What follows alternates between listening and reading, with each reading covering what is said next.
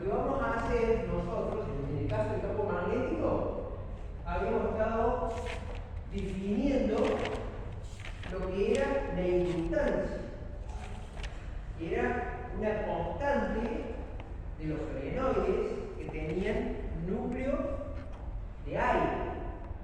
¿Por qué núcleo de aire? Porque solamente en esas condiciones la permeabilidad del material, en este caso en el aire, se mantiene constante.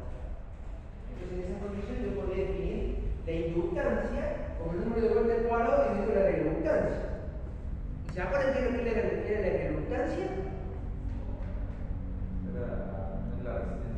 La resistencia magnética que va a poner el material magnético a la circulación del flujo magnético.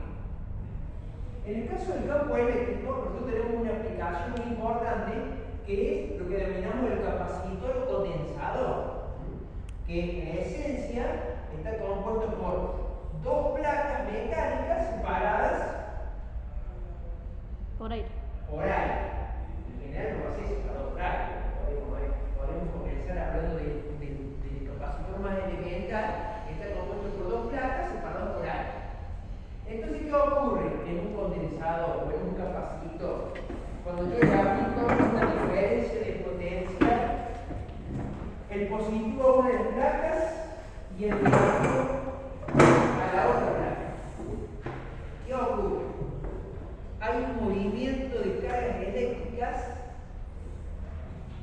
por la cual las cargas se acumulan en una de las placas, las positivas, y en la otra placa, las negativas. Entonces la pregunta que nos hacemos es qué pasa acá en el medio.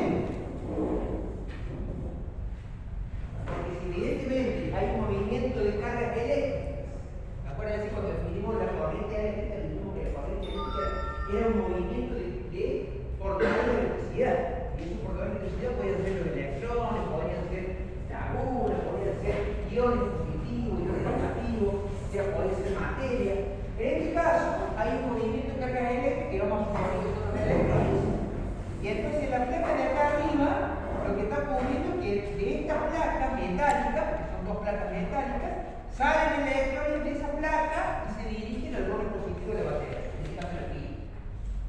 Entonces aquí la superficie me va a quedar con iones positivos, átomos desequilibrados, por efecto de que la tensión eléctrica de la batería arrancó electrones y los llevó al borde positivo. ¿Y acá qué va a pasar? Voy a tener electrones que se depositan en la placa negativa. Entonces yo lo que tengo es que hay un transitorio. Un transitorio creo que es un estado, ¿no es cierto?, en la cual tengo variación de cargas en función del tiempo. ¿Qué va a ocurrir?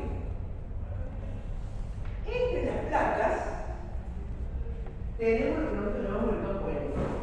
Y así como habíamos definido el campo magnético como un estado especial alrededor de un conductor y que se pone de manifiesto porque aparece líneas de fuerza, que nosotros denominamos líneas de fuerzas magnéticas, en el caso del campo eléctrico, entre las placas aparecen también líneas de fuerza. En este caso las consideramos líneas de fuerza o flujo eléctrico. Líneas de fuerza o flujo eléctrico. Entonces nosotros en el caso de los materiales magnéticos habíamos hablado que una de las expresiones del campo magnético era la densidad magnética. Nosotros denominamos con la letra beta. Beta, la letra griega, o B larga o B mayúscula, si lo queremos escribir en castellano. Entonces decíamos que la densidad magnética era la cantidad de líneas de fuerza por unidad de área. Como la unidad de área yo la tomo unitaria en función de la medida de longitud, entonces yo ¿qué hacía? Alrededor de mi imán dibujaba áreas unitarias y cuento la cantidad de fuerza que están atravesando esa área de forma ortogonal. ¿Y eso qué me da? Me da la idea de la intensidad del campo magnético. Porque si yo tengo más cantidad de líneas de fuerza en la misma área unitaria, que siempre es la misma, es constante, la dibujo en cualquier parte del espacio que rodea el material magnético, el imán, Entonces, eso me da idea de en qué parte del espacio el campo magnético me interesa. Acá pasa exactamente lo mismo. Dentro del material, dentro del área en este caso que separa ambas placas, ahí puedo definir una densidad eléctrica, que sería la cantidad de líneas de fuerza eléctrica por unidad de área. Igual que hicimos en el campo magnético. O sea que el campo eléctrico, al igual que el campo magnético, es un estado especial de, podemos decir, el entorno, en este caso, de una placa cargada con electricidad, o en el caso de un campo magnético, en el caso del campo eléctrico, de un imán que genera alrededor un campo magnético, y eso se pone manifiesto porque existen líneas de fuerza, tanto líneas de fuerzas magnéticas como líneas de fuerzas eléctricas. Habíamos dicho también que los elementos que producen campo magnético, ¿cuál era? Un imán, que es el caso más simple que todos ustedes deben conocer, porque todos ustedes tienen un imancito pegado en la pared. Y cualquiera de ustedes sabe que el imán atrae el imán de tierra. O sea que si yo tengo dos imanes, lo va a hacer, puedo entrar a jugar ahí y ver que se repele o se atrae. Bueno, en el caso del campo eléctrico, en el interior del recinto formado por las dos placas, ahí se me produce un fenómeno semejante a que nosotros ya habíamos analizado con el campo magnético, que en aquel momento dijimos que se llamaba la imanación. La imanación, ¿qué es lo que es? Los átomos de la sustancia se deforman y entonces en esas condiciones se comportan como pequeños imanes elementales. Y esos imanes elementales, cuando yo los someto a una porción de material ferromagnético, níquel, cobalto o hierro, a la presencia de un campo magnético, esos imanes elementales se van a empezar a alinear. Y eso me va a poner de manifiesto que el campo magnético exterior hace un trabajo, porque empieza a rotarlo.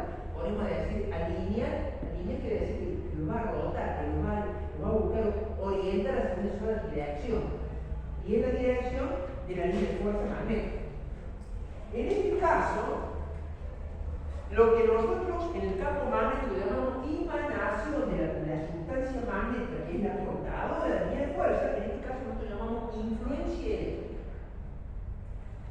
La influencia eléctrica es equivalente a la imanación magnética.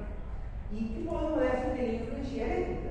Que así como los átomos elementales se deforman por la presión de un campo magnético, me generan un pequeño imán elemental que va a entrar a rotarse uno con otro, de forma tal que si calienta la línea de fuerza magnética, acá también puede tener dipolos eléctricos. Cada átomo se comporta como si fuera una pequeña batería, una pequeña pilita. Dentro de las placas de este elemento que nosotros llamamos capacitor. En el caso, un capacitor elemento que se compone por dos placas metálicas y separadas entre sí por algo. Entonces, acá adentro, el trabajo del campo eléctrico es la creación de dipolos eléctricos y a ese fenómeno lo llamamos influencia eléctrica. Ahora, ¿eso ocurre con todas las sustancias que conocemos? No. Hay dentro del grupo de todos los aislantes, que los aislantes son aquellos materiales que tienen mucha resistencia para que se pueda producir una circulación de corriente eléctrica, por eso los llamamos aislantes. Dentro de todo el grupo de los aislantes hay un subgrupo. Al igual que dentro de los materiales paramagnéticos hay un subgrupo que son los ferromagnéticos, dentro de los materiales aislantes hay un subgrupo que se llaman dieléctricos. Los dieléctricos son las sustancias que se utilizan para aislar la placa de arriba de la placa de abajo. Y eso es lo que conforma un capacitor. Entonces, si van a encontrar, si ustedes van a media vida, pueden comprar capacitores electrolíticos, pueden comprar capacitores cerámicos, dependerá de la tecnología, cómo se fabrica, el diseño que va a tener el capacitor. Pero nosotros lo que nos interesa saber es que el concepto de un capacitor son dos placas mecánicas separadas por una sustancia que se denomina dieléctrica. Y esa sustancia llamada dieléctrica tiene una mayor facilidad a que se produzca la influencia eléctrica en las moléculas que componen esa sustancia. Por eso es un grupo de los aislantes.